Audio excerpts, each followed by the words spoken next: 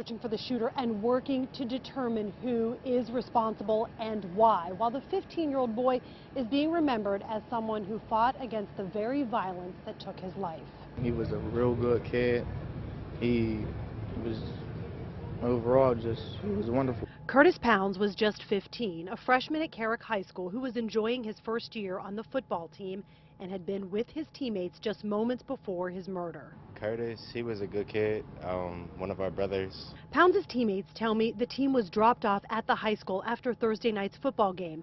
Then each of them set out for home. Pounds was shot and killed before he made it there. I heard the shots last night, but I found out it was him in school today.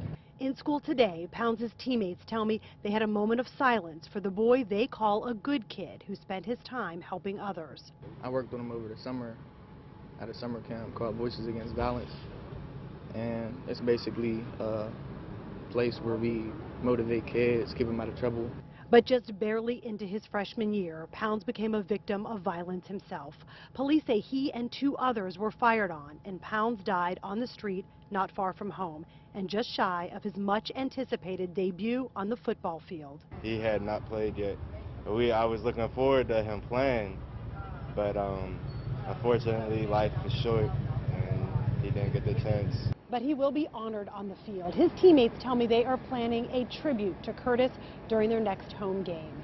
At Pittsburgh Police Headquarters, Marcy Cipriani, Pittsburgh's Action News 4. And we're only 3 weeks into the new school year, and Pittsburgh police have already had to beef up security outside one city school.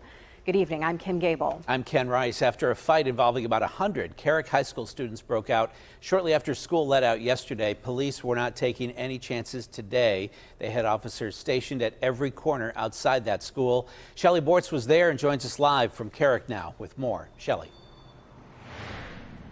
Well, there were rumors circulating all day today that students were going to finish what they started yesterday right here on this corner behind me after school ended today. But luckily, with the saturation of officers in this entire area, that was averted.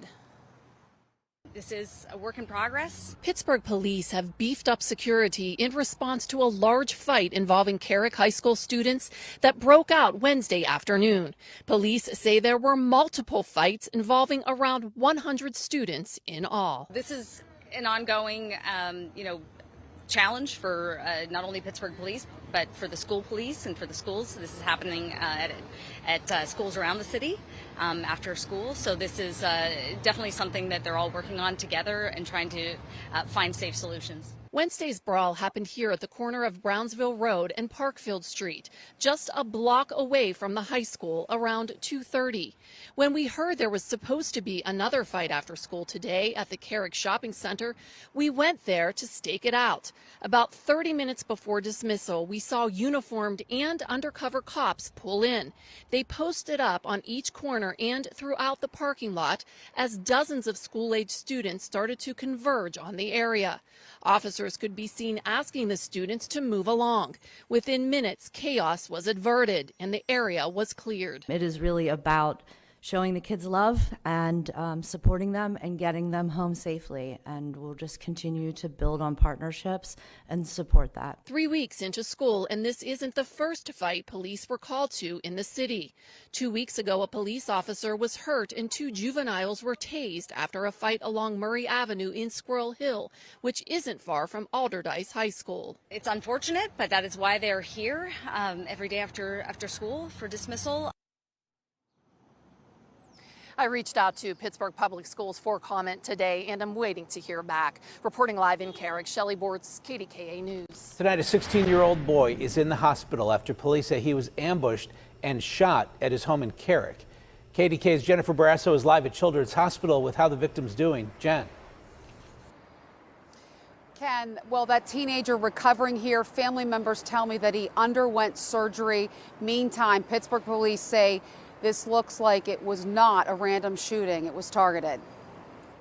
I don't think it was random. Yeah, I would have to agree with you. It's very brazen to force your way into somebody's home and open fire on them, so without a doubt. A 16-year-old gunned down inside his basement in his Carrick home on Parkfield Street, just down from Carrick High School. Pittsburgh police also say the 3 or 4 suspects got out of a car and forced their way into the home and fired shots. hitting the victim in the leg, arm, and groin area. Pittsburgh Police Commander John Fisher. Not that we know of at this point. The detectives are in there. The crime scene is, in fact, inside the house. It appears to be in the basement area of the home. But to my knowledge, and at this point, there were no firearms discovered in the house. Also home, the victim's mother and 2 brothers who tried to help him. They're shaken up, obviously, but no, nobody else was hurt. The suspects got away. Meantime, a Pittsburgh police officer and another man helped the victim's mother, who was stunned.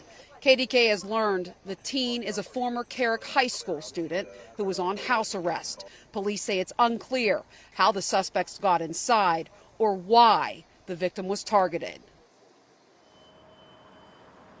And Pittsburgh police did not have descriptions of the suspects or the car they were riding in.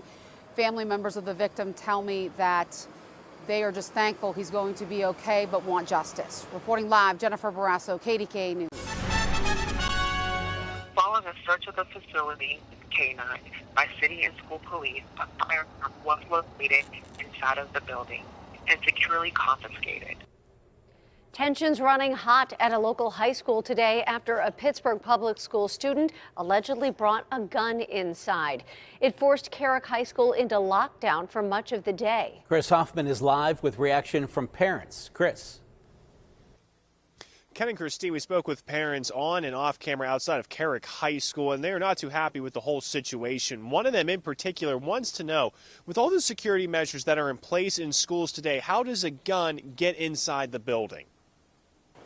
For parents like Maggie, who didn't want to be shown on camera, a gun at school is alarming. How did the gun get in today with detectors and security guards? Where are the workers? Where? Her son is in the 9th grade at Carrick, and until this afternoon, she was only aware of what was going on because of Facebook. I'm at home getting all these phone calls. After the 3rd phone call, I came up here hoping to run into somebody because I'm irate. Then as we spoke with her, the call came from Pittsburgh Public about what happened. The district says a social media threat was made about a gun inside the school. Following a search of the facility, K9, by city and school police, a firearm was located inside of the building and securely confiscated. And according to PPS, the student was arrested and is facing charges. I'm worried. I'm concerned.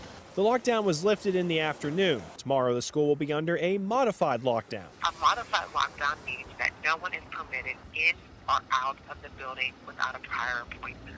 But for Maggie, this doesn't solve the problem. It don't console me. It's not going to help. What are we going to do to prevent it?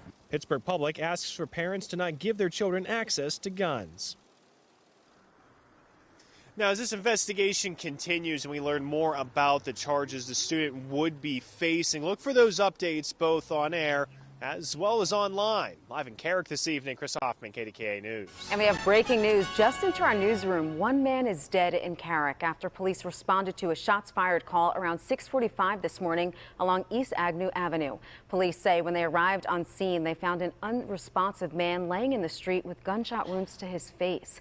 He was pronounced dead at the scene. An investigation is ongoing and will continue to provide you with updates as soon as we learn more.